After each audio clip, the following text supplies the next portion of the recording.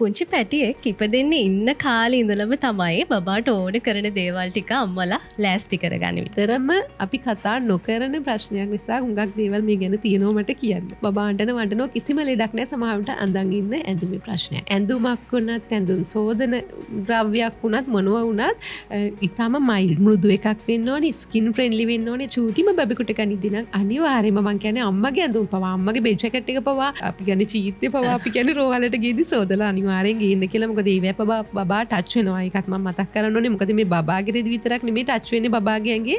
අම්මෙන් ඉඳන් ඉන්න එකත් නිතරම ටච් වෙනවා. ශ්‍රී ලංකාවේ අපි ගොඩක් වෙලාවට ගල්ලුට කස්සුඩ දාලා වේලනවා. ඒක කරන්න එපා.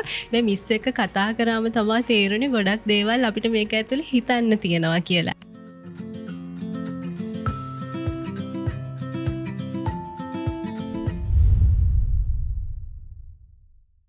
පුංචි පැටියෙක් ඉපදෙන්නේ ඉන්න කාලේ ඉඳලම තමයි බබාට ඕන කරන දේවල් ටික අම්මලා ලෑස්ති කරගන්නේ. විශේෂයෙන්ම ඇඳුම් පැළඳුම්. ඉතින් හරිම ආසාවෙන් සතුටෙන් මේ කරන. දැන් සමහර වෙලාවට අම්මලා තමන්ගේ මතින් තමයි මේ අලුතෙන් ඉපදෙන්න ඉන්න පුංචි පැටියට ඇඳුම් මහන්නේ පවා. ඉතින් දුවෙක් නම් රෝස පාට, පුතෙක් නම් නිල් පාට. මේක හරි සතුටින් ආසාවෙන් කරන දෙයක්. හැබැයි මේ සතුට ඇතුලේ ලොකු වගකීමක් තියෙනවා. පුංචි පැටියෙක්ට අලුතෙන් ඉපදෙන පුංචි පැටියෙක්ට ඇඳුම් තෝරගන්නේ කොහොමද? ඒවා පිරිසිදුව ආරක්ෂිතව පවත්වාගෙන යන්නේ කොහොමද කියන දේ ගැන තමයි අද දවසේදී අපි කතා කරන්නේ. මේ ගැන අපිත් එක්ක කතා කරන්න අද එකතු වෙලා ඉන්නවා මාතෘහා ලාමා සෞඛ්‍ය සම්බන්ධයෙන් දශක 2කටත් වැඩි අත්දැකීම් තියෙන දෙස් විදේශ ශ්‍රී ලාංකීය මව්වරුන්ගේ විශ්වාසය ආදරය දිනාගත්තු අපේ මිස් ශාමලි පතිරගේ බොහෝ ආදරෙන් පිළිගන්නවා මිස්. මිස් අපි අද කතා කරන්නේ මේ ක්ලොත් කෙයා ගැනනේ. ඉතින් ඇඳුම් කියලා කියන්නේ හමත් එක්ක පුංචි පැටියාගේ හමත් එක්ක නිතරම ගැටෙන දෙයක්.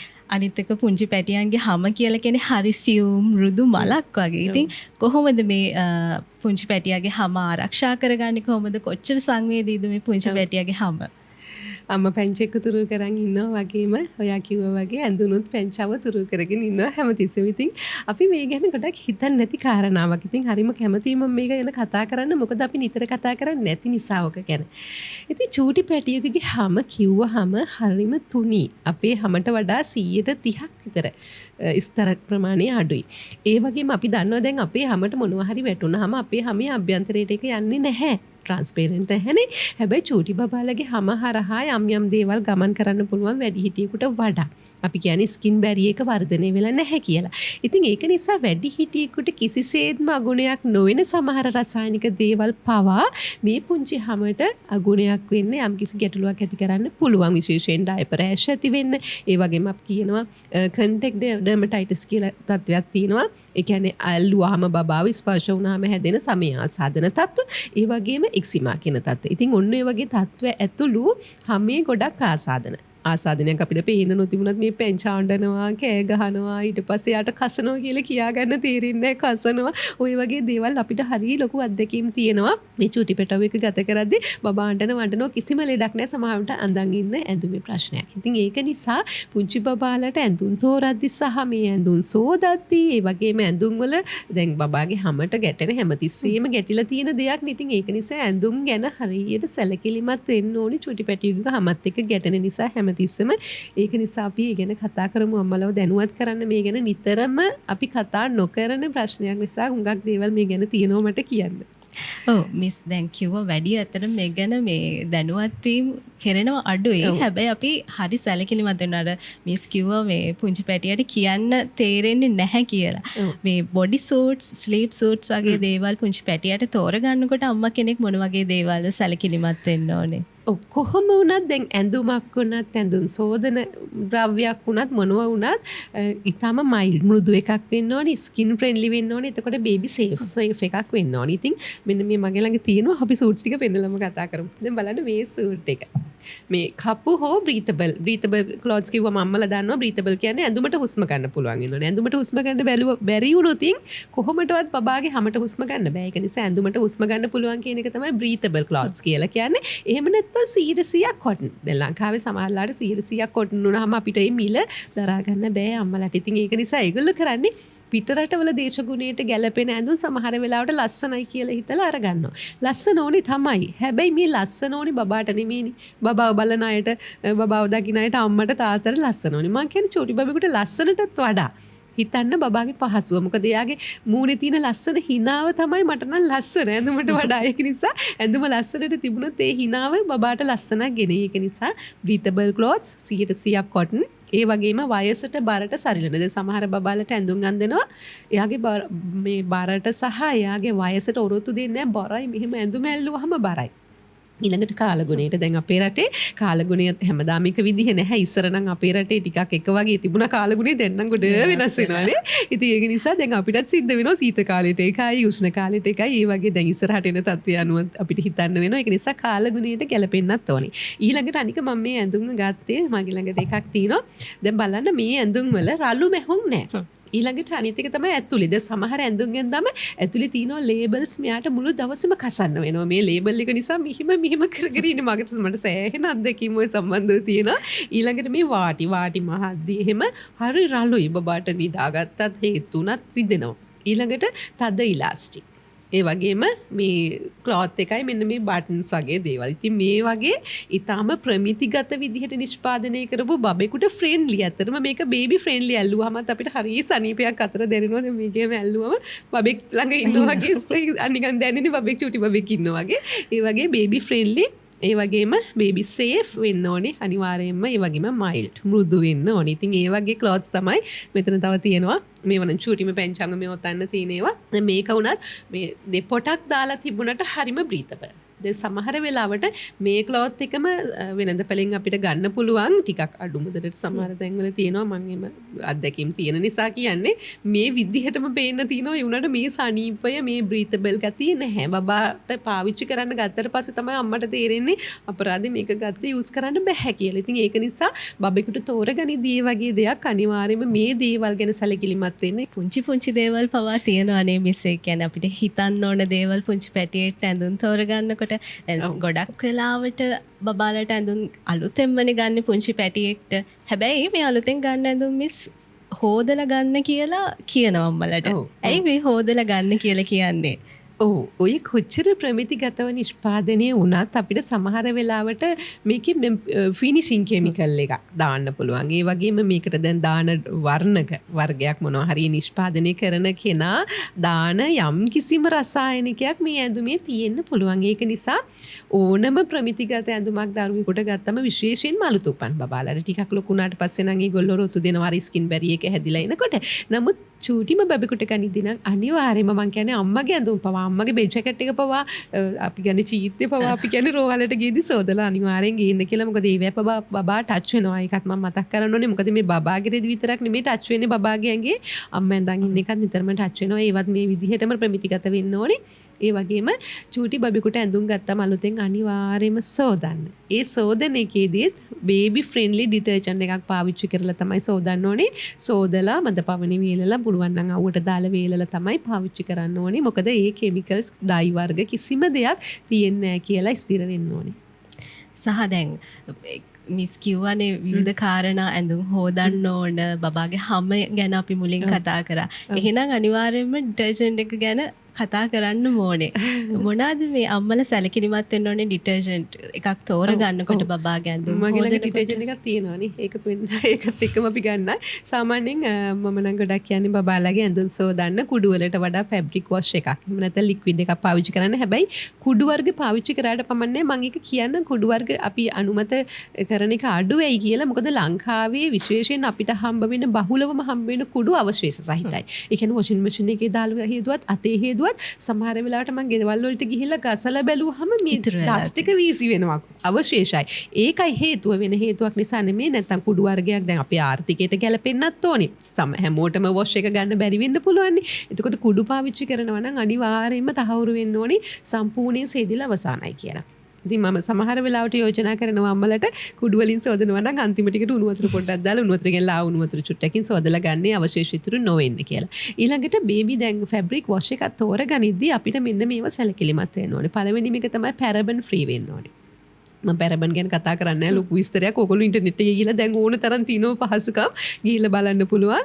AI මාර්ගේ පැරබන් ෆ්‍රී වෙන්න ඕනේ. එතකොට පොස්පේඩ් බ්ලීච් වගේ දේවල් අනිවාර්යයෙන්ම නැති එකක් වෙන්න ඕනේ. ගොඩක් වෙලාවට මේවා ගහලා තියෙනවා. ඒවා තියෙනවා නම් ගහලා තියෙනවා නැත්නම් ෆ්‍රී කියලා ගහලා තියෙනවා. දැන් මේ නිෂ්පාදනයේ නම් ඔය මං කියන කිසිම දෙයක් නැති ප්‍රමිතිගත නිෂ්පාදනයක්. ඒක නිසා තමයි අපි මේකත් එක්ක ඉවිල්ලා කතා කරන්නේ. ඊළඟට harsh chemicals නැති. ඊට පස්සේ අවශේෂ අරමංකෝ වගේ අවශේෂ රැඳෙන එක පුළුවන් තරම් අඩු. සමහර වෙලාවට අවශේෂ පොඩ්ඩක් හිටින්න පුළුවන්. නමුත් පුළුවන් තරම් අඩු අවශේෂ රැඳීමක් සහිත සහ quality tested ප්‍රඩක්ට් එකක් වෙන්න ඕනේ අනිවාර්යයෙන්ම බබෙක්ගේ ඇඳුම් සෝදන්න. ඕවා තමයි අපි බලන්න ඕනේ. ඉතින් අම්මා කෙනෙකුට වෙළඳපොලින් ගනිද්දි මේ වගේ දෙයක් කොහොමද හොයාගන්නේ? එතකොට මෙතන ගහලා තියෙනවා කියවන්න. ඊට පස්සේ සමහරවිට ඔය කියන ඔක්කොම ටික ගහලා නැති වෙන්න පුළුවන්. පොඩ්ඩක් බලන්න එකපාරක් අරගෙන සුවඳ බලන්න. අතිශය සැර සුවඳක් නැති වෙන්න ඕනේ. කොහොම පොඩි මයිල් සුවඳක් තමයි තියෙන්න ඕනේ. ඊළඟට කලර්ස් මේ තද කලර්ස් නැති වෙන්න ඕනේ. ඊළඟට ඒකෙන් රෙදි සේදුවට පස්සේ බබාගේ මොනවා හරි ඇලර්ජික් එකක් හෝ බබා නිතර අඬන හෝ අම්මටම තේරෙනවා ලොකු. ඒ කියන්නේ අම්මට බබාගේ පුංචි වෙනසක් පවා ලොකුවට තේරෙනවා අම්මා කෙනෙකුට. ඒක නිසා පාවිච්චි කළ එකපාරක් බලන්න. ප්‍රමිතිගත දැන් සාමාන්‍ය බේබි ෆ්‍රෙන්ඩ්ලි වොෂ් එකක් නම් ඒ වගේ ගොඩක් ප්‍රශ්න ඇති වෙනවා අඩුයි. ඒක නිසා වර්ණක සුවඳ සැර සුවඳක් තියෙනවා කියන්නේ කෙමිකල්ස් තියෙනවා කියන එක. අනිවාර්යෙන් මේ කෙමිකල්ස් තියෙනවා විතරක් නෙමෙයි පුංචි බබාගේ හැමට ඒක ඉතාම අහිතකර වෙන්න පුළුවන් නිසා. හැබැයි ඉතින් ටිකක් ලොකු වෙනකොට ওই තත්ත්ව ටිකක් මගහැරෙනවා. නමුත් පොඩි කාලේදී පාවිච්චි කරන්න මේ විදිහට. හැබැයි එකක් තියෙනවා අනිත් එක පොඩි කාලේදී දැන් මේ වගේ ප්‍රමිතිගත එකක් පාවිච්චි කරාට පස්සේ ඊට පස්සේ අපි වෙන එකකට මාරු වුණොත් ආයි බබාට ඇලර්ජික් වෙන්න පුළුවන්. මොකද බබා හුරු වෙලා තියෙන්නේ මේකට නිසා. ඒ නිසා පුළුවන් තරම් බලන්න හැමතිස්සෙම බබෙකුට ප්‍රමිතිගත එකක්ම පාවිච්චි කරන්න. මොකද මුල ඉඳලම ගැටලු ඇති වෙන්න ගත්තොත් කොයික පාවිච්චි කරත් ඊට පස්සේ ගැටලු ඇති වෙන්න පුළුවන්. ඉතින් ඒ විදිහට තමයි පුංචි බබෙකුගේ රෙදි සෝදන්න සේදුම් කාරකයක් තෝරාගත යුත්තේ. අනිත් එක මිස් ෆැබ්‍රික් වොෂ් එකක් ගන්න එක ඇතුලේ හෑන්ඩ් වොෂ් වලට එතකොට වොෂින් මැෂින් එකේ යූස් කරන්න පුළුවන් වෙන එකත් වාසියක් නේද? හොඳ ප්‍රශ්නයක්. දැන් අම්මලා ඊළඟට ඔය ආහුවේ නැතත් දැන් අම්මලා මගෙන් දැන් ඔයාලා බලන් ඉන්න අහන ප්‍රශ්නේ වොෂින් මැෂින් එකේ හොදන්න පුළුවන්ද? මොකද බබා ලොකු වෙනකොට රෙදි ගොඩාක් එකතු වෙනවා කරදරයි. ඉතින් ඒ වගේ වෙලාවට අපි චූටිම කාලේ කියනවා වොෂින් මැෂින් එකේ නැතුව අතින් හොදනවා නම් හොඳයි කියලා. හැබැයි දැන් නම් ගොඩක් තියෙන වොෂින් මැෂින් එක අපිට ඒ ප්‍රශ්නේ නැහැ. මොකද ඉස්සර කාලේ ආපු වොෂින් මැෂින් සෙමි වර්ක් කරන වොෂින් මැෂින් සමහරට අමාරුයි.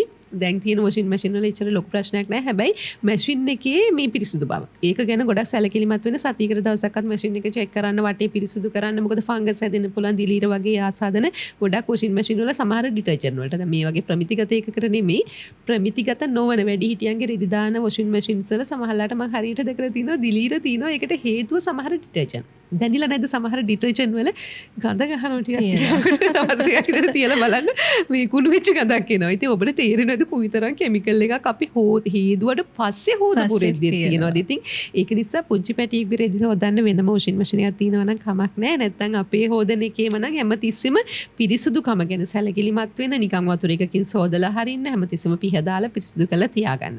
ඊළඟට අනිත් එක තමයි අපිට එහෙම වොෂින් මැෂින් එකේ පාවිච්චි කරන්න මේ වගේ එකක් භාවිතා කරාම අපේ කාලය අඩු කරගන්න අපේ කාර්යක්ෂමභාවය වැඩි කරගන්න. ඊළඟට අනිත් එක තමයි මේ වගේ අවශේෂ ඉතුරු වෙන්නේ නැහැ. කුඩු වල තමයි ගොඩක් රට අවශේෂ ඉතුරු වෙන්නේ. ඒත් ප්‍රමිතිගත කුඩු වර්ගයක් නම් ඒක ප්‍රශ්නයක් නැහැ. මේකේ අවශේෂ ඉතුරු වෙන්නේ නැති නිසා කිසි ගැටලුවක් වෙන්නේ නැහැ. වොෂින් මැෂින් එකේ හොදන්නත් අවදානමක් නැහැ නේද? අවදානමක් නැහැ.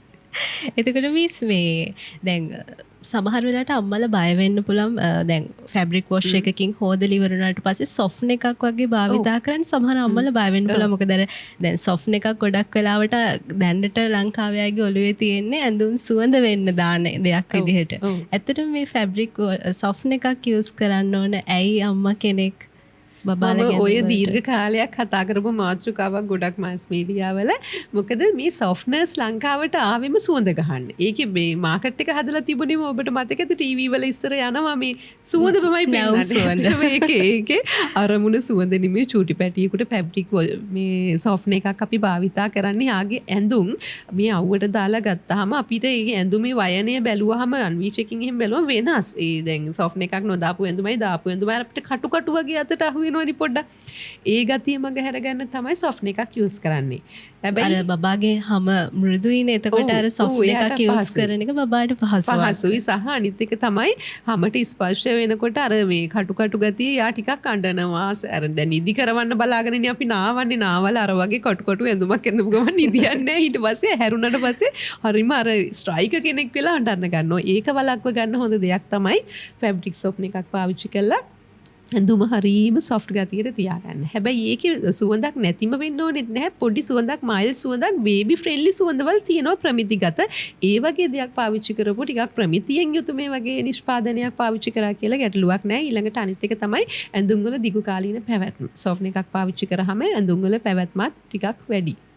අනිත් එක මිස් සොෆ්ට් එකක වුණත් අර ෆැබ්‍රික් වොෂ් එකක් සිලෙක්ට් කරගද්දී අපි බලන කැටගරීස් ටික බලන්න ඕනේ නේද? අනිවාර්යයෙන්ම මේ කැටගරීස් ටික ඒ විදිහටම බලන්න ඕනේ. ඔය අපි කියපු මුල පැරබින් ෆ්‍රී එක, පොස්පේට් ෆ්‍රී, බ්ලීච් ෆ්‍රී එක, ඩයි ෆ්‍රී එක, ඊට පස්සේ අවශේෂ ඉතුරු වෙන්නේ නැති ඔය හැමදේම.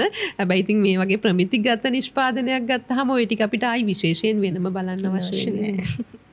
අපි මිස් කතා කරමු අවසාන වශයෙන්ුත් බේබි ක්ලොත් කියා ගැන. අම්මලා විශේෂයෙන්ම දැනුවත් වෙන්න ඕනේ තව දේවල් ගැන. ඔව් බේබි ක්ලොත් එකක් දැන් අපි තව මට මතක් කරන්න ඕනේ වේලන හැටි. ලංකාවේ අපි ගොඩක් වෙලාවට ගල්ලුට කස්සුඩ දාලා වේලනවා. ඒක කරන්න එපා. චූටි පැටියෙක් ගේන්න කලින්ම ලෑස්ති කරගන්න. කොහොමද ඇඳුම් වේලන්නේ කියලා. මොකද මූලිකම දෙයක් බබාගේ සෞඛ්‍ය සම්බන්ධව බබාව කාම් කරලා නිදි කරවන එක ඔය හැම දෙයකම බබාගේ සෞඛ්‍ය සම්බන්ධව සම්පූර්ණ වග කියන එක කෑල්ලක් තමයි මේ ඇඳුම් කියලා කියන්නේ. ඒක නිසා ඇඳුම් වේලන්නේ කොහේද? ඇඳුම් නවල තියාගන්නේ කොහේද? කෘමීන් සතුන්ගෙන් ආරක්ෂා කරගන්නේ කොහොමද? ඒ වගේ හුඟක් දේවල් තියෙනවා. ඉතින් ඒක නිසා ඇඳුම් සම්බන්ධව සැලකිලිමත් වෙන්න. ඇඳුම් මිලදී ගැනීමේ ඉඳලා ඒව කොහොමද බබාට හොදලා ලස්සනට ඒවා තියාගෙන බබාවත් ලස්සනට තියාගෙන ඇඳුම් ටිකත් පිරිසිදුව තියාගෙන ඒ ටික මුලින් ප්ලෑන් කරන්න ගර්භණී කාල සීමාවෙදී. ඉතින් අද අපි කතා කරේ බේබි ක්ලොත් කියා ගැන. මේක ගැන වැඩි කතා බහට ලක් වෙන්න. හැබැයි මිස් එක්ක කතා කරාම තමයි තේරුනේ ගොඩක් දේවල් අපිට මේක ඇතුලේ හිතන්න තියෙනවා කියලා. ඉතින් මම හිතනවා අපේ ආදරණීය අම්මලට මේක ගොඩාක් ප්‍රයෝජනවත් වෙන්න ඇති. පුංචි පැටියා ඉපදෙන්න කලින් ඉඳලම මේ දේවල් හරියට සැලසුම් කරලා තියාගත්තොත් පුංචි පැටියාගේ සුව පහසුව සනීපය රැකවරණය ඔබට තියාගන්න පුළුවන්. ඉතින් කිඩ්ස් ජොයි කියලා කියන්නේ හැමදාමත් හොඳම දේවල් පුංචි පැටවුන්ට අරගෙන එන බ්‍රෑන්ඩ් එකක්. ඉතින් හැමදාම ඔබට ආරාධනා කරනවා ආදරෙන් කිඩ්ස් ජොයි අපිත් එක්ක එකතු වෙලා ඉන්න කියලා. බොහොම ස්තුතියි මිස් අපිත් එක්ක එකතු වුණාට.